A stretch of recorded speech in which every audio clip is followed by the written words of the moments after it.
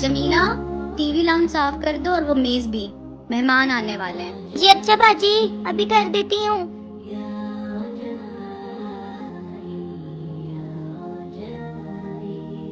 जमीला, हटो आगे से, तुम्हें सुनाई नहीं देता? हटो भी सामने से।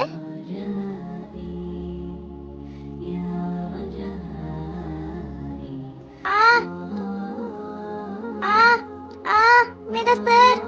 क्या हुआ जमीला?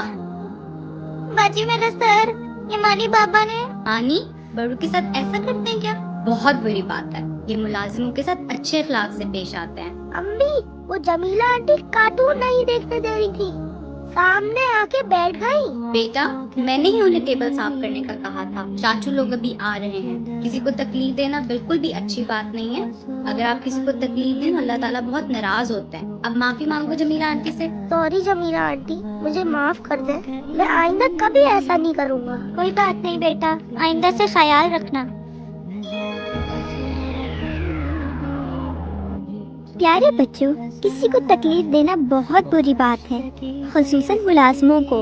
इनके साथ अच्छा बर्ताव रखना बहुत ज़रूरी है, क्योंकि अल्लाह ताला के किसी बंदे को तकलीफ देना बहुत बड़ा गुनाह है और अल्लाह ताला हमसे नाराज भी होते हैं। हमें भी ख्याल करना चाहिए कि हम किसी को तकलीफ ना दें, ताकि अल्लाह हमसे खुश रहे।